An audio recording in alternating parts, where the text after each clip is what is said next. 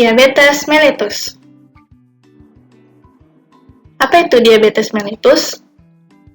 Diabetes mellitus adalah suatu penyakit menahun yang ditandai oleh kadar glukosa darah atau gula darah yang melebihi nilai normal secara menahun. Lalu, berapa kadar gula darah yang dikatakan melebihi normal dan bisa disebut diabetes? Dari bagan ini, kita bisa lihat kadar gula darah yang dianggap melebihi normal adalah lebih dari sama dengan 126 untuk glukosa darah puasa atau gula darah yang diambil ketika dalam kondisi puasa.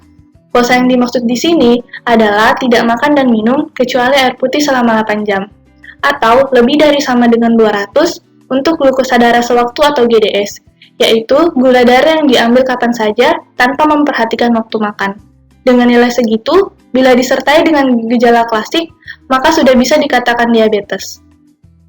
Bila kadar GDP kurang dari 126 dan GDS kurang dari 200, tapi dengan keluhan klasik, maka diulang pengukuran kadar GDS dan GDP. Apabila GDP berubah menjadi lebih dari sama dengan 126 atau GDS lebih dari sama dengan 200, maka bisa dikatakan diabetes. Bila hasilnya tetap sama, maka dilakukan pemeriksaan tes toleransi kadar glukosa oral atau TTGO untuk mengukur kemampuan tubuh dalam menyerap glukosa. Lalu, bagaimana bila kita tidak memiliki keluhan klasik? Bila kadar GDP lebih dari sama dengan 126 atau GDS lebih dari sama dengan 200, maka dilakukan pengulangan pemeriksaan GDS dan GDP. Bila kadar GDP antara 100 sampai 125, maka dilakukan pemeriksaan TTGO dan bila hasilnya lebih dari 200, maka bisa dikatakan diabetes mellitus. Tapi, jika hasil TTGO antara 140 sampai 199, maka dikatakan toleransi glukosa terganggu. Begitu pula bila melakukan TTGO pada kadar GDS antara 140 sampai 199. Yang membedakan, bila kadar TTGO kurang dari 140, pada GDP 100 sampai 125, maka dikatakan glukosa darah puasa terganggu. Tapi, bila kadar TTGO kurang dari 140 pada GDS 140 sampai 199, maka dikatakan normal.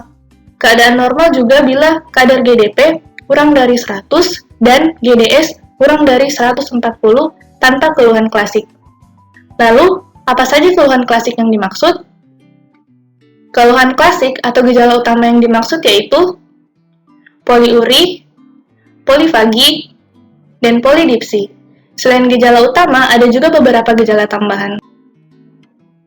Gejala tambahan antara lain, berat badan menurun cepat tanpa penyebab yang jelas, kesemutan, gatal di daerah kemaluan pada wanita, keputihan pada wanita, luka sulit sembuh, bisul yang hilang timbul, penglihatan kabur, cepat lelah, mudah mengantuk, dan impotensi pada pria. Kenapa kadar glukosa darah bisa tinggi? Hal ini disebabkan karena tubuh mengalami masalah memindahkan glukosa dari darah ke dalam sel. Hal ini bisa disebabkan karena beberapa faktor.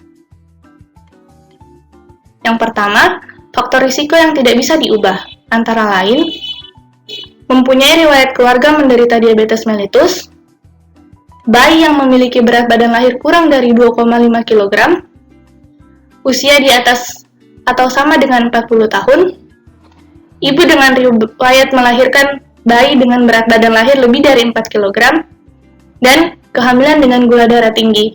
Selain faktor risiko yang tidak bisa diubah, ada juga faktor risiko yang bisa diubah, antara lain kegemukan, kurang aktivitas fisik, dislipidemia, atau kadar lemak dalam darah yang tidak normal, bisa terlalu tinggi atau terlalu rendah, riwayat penyakit jantung, hipertensi atau tekanan darah tinggi, dan diet yang tidak seimbang, bisa berupa tinggi gula, tinggi garam, tinggi lemak, dan rendah serat.